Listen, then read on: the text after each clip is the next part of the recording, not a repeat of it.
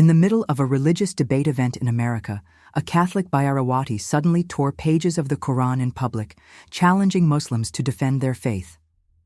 Amidst the intensifying tension, a young Muslim man calmly rose from his seat, ready to face this daunting challenge. With sharp arguments and strong evidence from the Quran, he not only answered the Bairawati's difficult questions, but also posed questions that left her speechless. Watch this story until the end, and may those who subscribe be blessed with abundant prosperity. The Grand Hall of the renowned university in America was filled with an electrifying tension, as though the very air itself crackled with anticipation. The stage was set for a debate that would not only test the intellects of those present, but also stir the deepest emotions and beliefs within their hearts. People from all walks of life had gathered: students, professors, religious scholars, and curious onlookers alike, all eager to witness what many considered a clash of civilizations. On one side stood Sister Maria, a devout Catholic nun whose reputation for her fiery passion and unwavering commitment to her faith was well known. Her piercing eyes scanned the crowd, her demeanor radiating confidence and determination. She believed wholeheartedly in the truth of Christianity and was prepared to defend it at any cost. As the moderator introduced the topic, the atmosphere grew heavier. The word Islam echoed through the hall, sending ripples of curiosity and apprehension among the audience. For some, it was an opportunity to learn. For others, it was a chance to challenge or even ridicule. It was in this moment that Sister Maria took center stage, her voice cutting through the silence like a sharp blade. With deliberate movements, she reached into her bag and pulled out a copy of the Quran. The book lay innocently in her hands, its presence seemingly unassuming, until she hurled it onto the floor with such force that it made a resounding thud. Gasps rippled through the crowd as the sacred text hit the ground, followed by the sound of tearing paper as she ripped one of its pages apart. "Surrender to your doubts," she declared, her voice rising above the murmurs of disbelief. "If Islam is truly the religion of peace, then answer me. Prove to me why I should respect this so-called holy book." Her words hung in the air, heavy with accusation and defiance. Some in the audience clapped hesitantly, while others sat frozen in shock. Among them was Ahmad, a young Muslim man who had come to observe the event. He watched as Sister Maria's actions sparked outrage and anger in the hearts of many Muslims present, yet he remained calm, his face composed despite the storm brewing around him. Slowly, he rose from his seat, his movements deliberate and steady. The crowd turned their attention to him, sensing the shift in energy. With quiet resolve, Ahmad stepped forward, his heart pounding, but his spirit unshaken.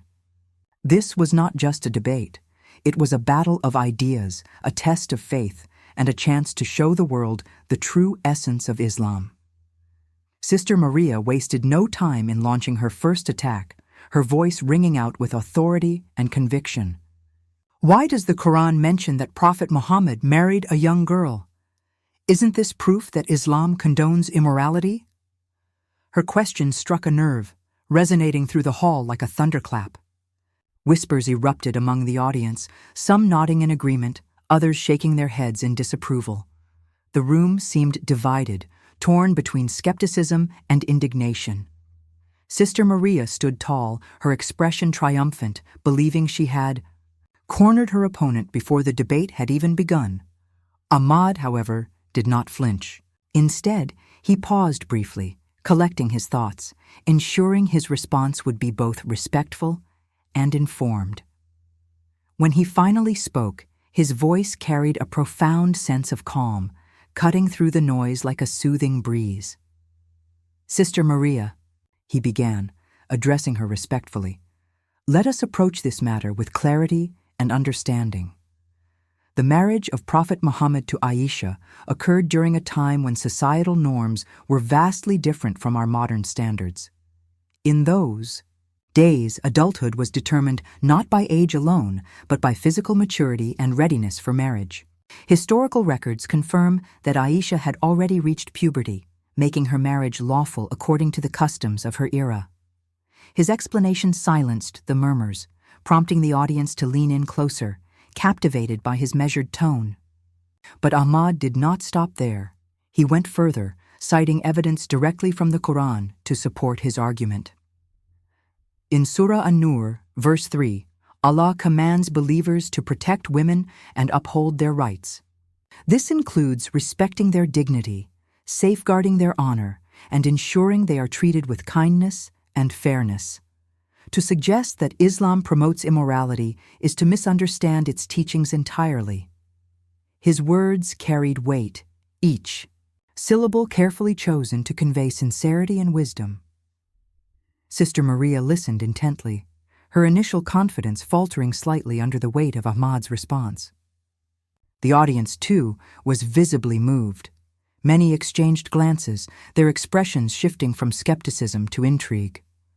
Ahmad's ability to address such a sensitive topic with grace and knowledge left an indelible mark on those present. It was clear that this was not just a debate about religion. It was a dialogue about humanity, empathy, and the pursuit of truth. Undeterred by Ahmad's eloquent rebuttal, Sister Maria pressed forward, determined to deliver another blow.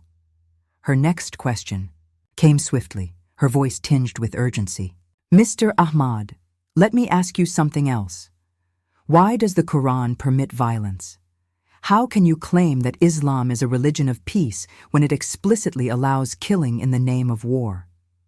Her words reverberated through the hall, striking a chord of unease among the listeners. Heads turned toward Ahmad once more, anticipation building as they awaited his response. Ahmad exhaled slowly, his gaze steady as he absorbed the gravity of the question. He understood the importance of addressing this misconception head-on, knowing that the perception of Islam as a violent religion often stemmed from misinterpretations and distortions. Gathering his thoughts, he spoke with clarity and conviction. Sister Maria, allow me to clarify this point. The Quran does not advocate for violence without cause. On the contrary, it emphasizes the principles of justice, self-defense, and restraint. In Surah Al-Baqarah, verse 190, Allah clearly states that fighting is only permitted when there is aggression against believers. This is not an endorsement of bloodshed, but rather a guideline for protecting oneself and others from harm. He paused, allowing his words to sink in before continuing. Moreover, the Quran repeatedly stresses the value of human life. In Surah Al-Ma'idah, verse 32, it declares that killing one person unjustly is equivalent to killing all of humanity. Conversely, saving one life is akin to saving all of humanity.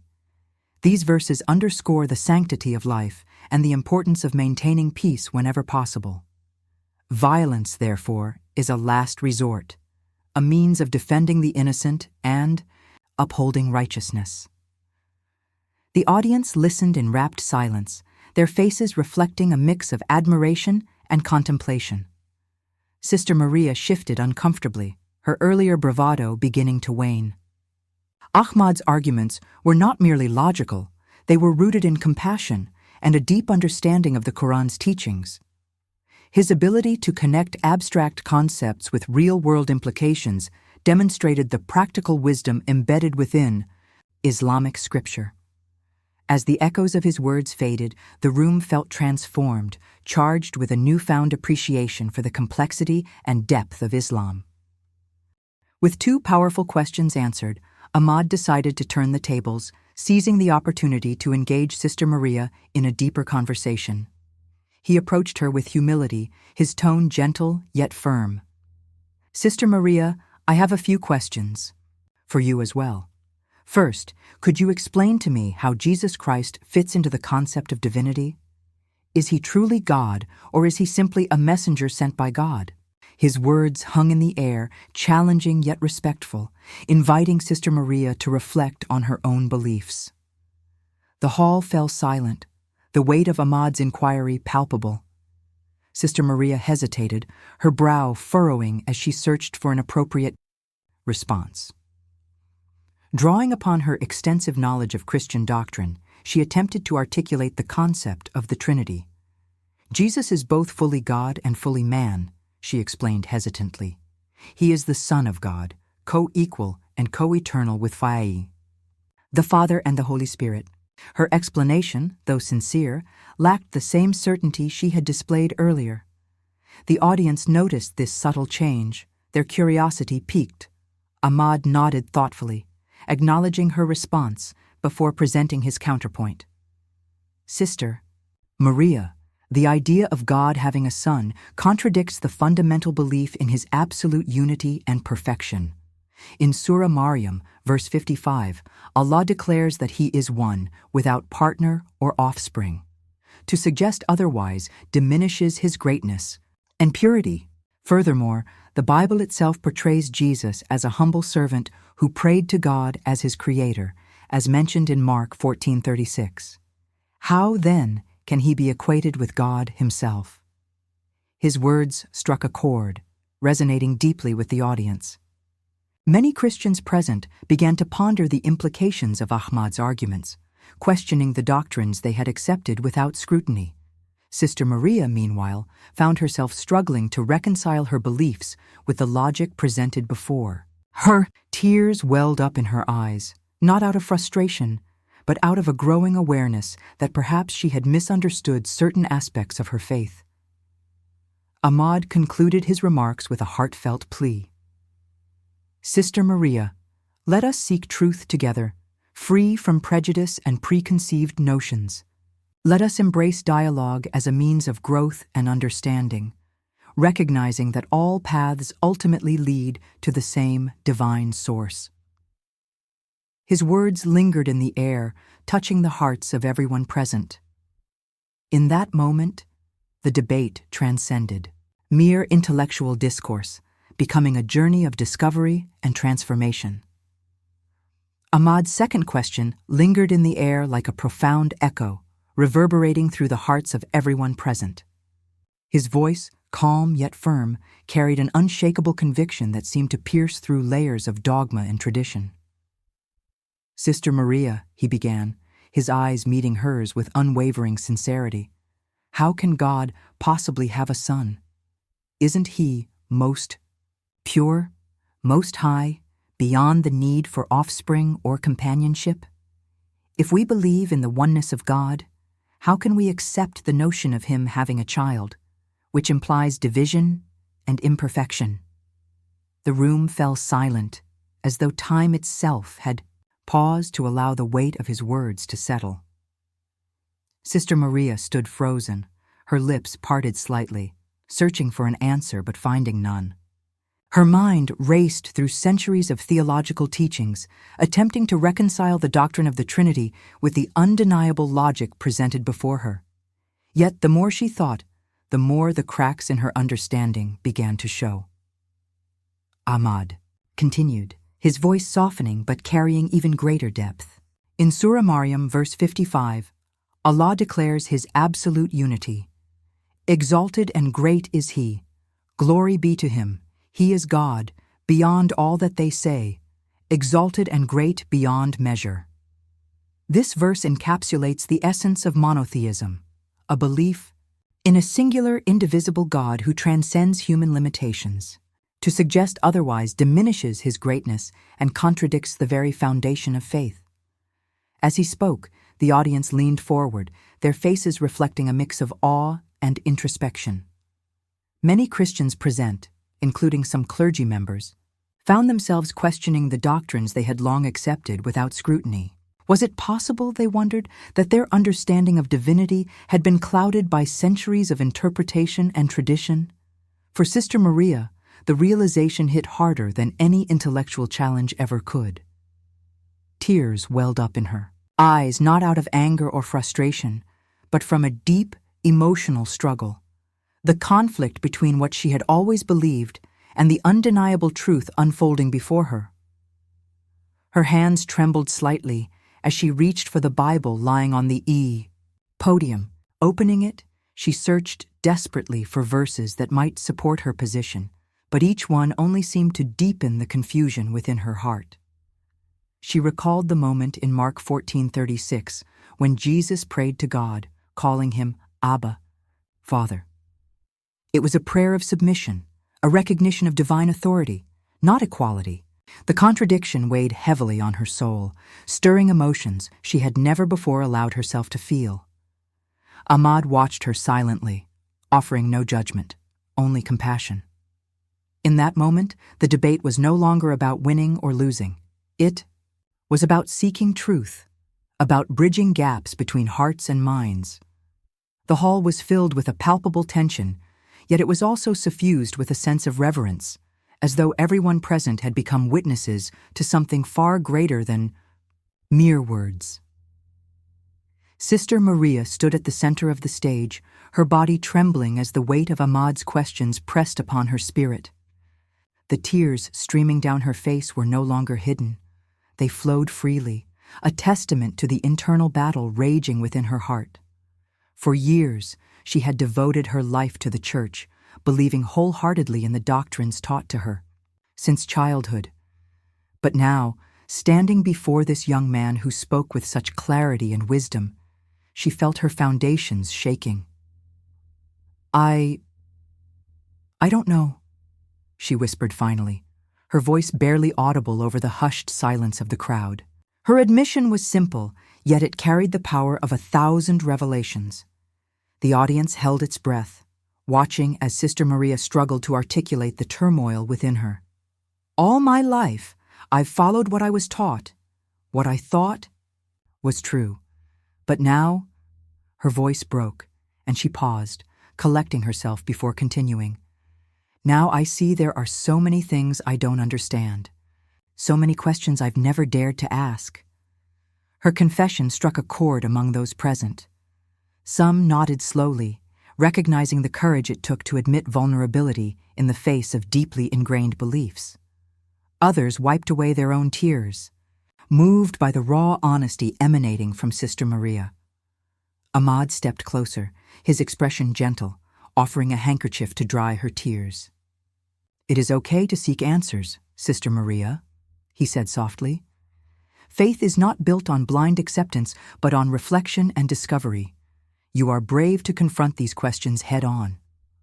Her gratitude shone through her sobs as she clutched the handkerchief tightly. Thank you, she managed to whisper, her voice choked with emotion. I never imagined someone could explain Islam with such kindness and knowledge. I always thought, well, I don't know what I thought. But now, I want to learn more. Truly learn. The audience erupted into applause, a spontaneous outpouring of respect for Sister Maria's humility and openness. Her transformation was not just a personal victory, it was a testament to the power of dialogue and mutual understanding. As the applause faded, the atmosphere in the hall shifted subtly.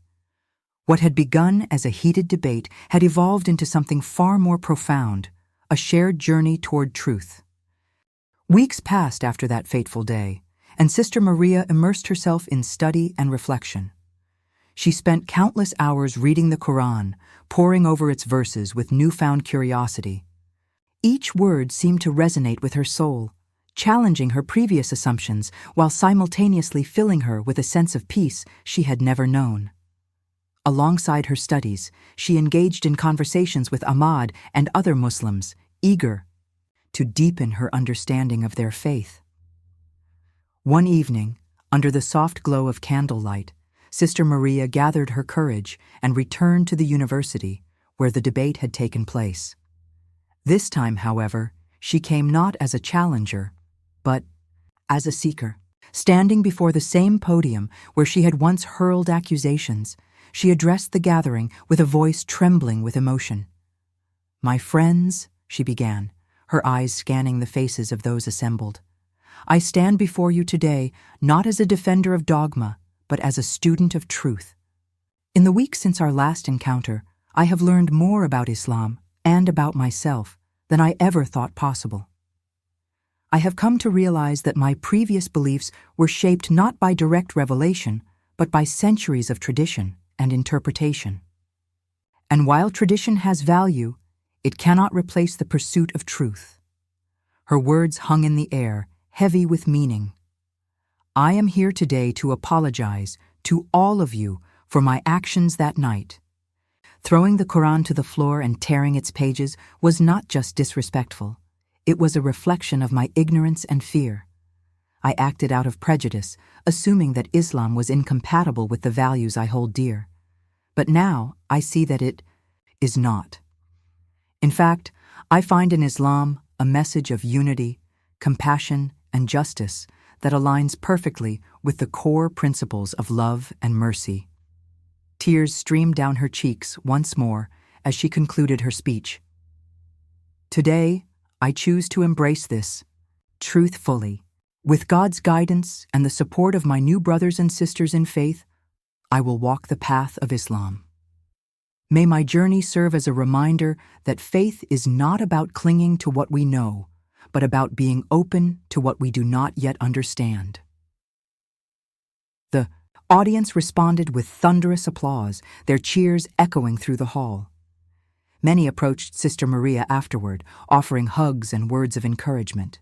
For them, her conversion was not just a personal triumph, but a symbol of hope, a proof that bridges could be built even between the most seemingly disparate worlds.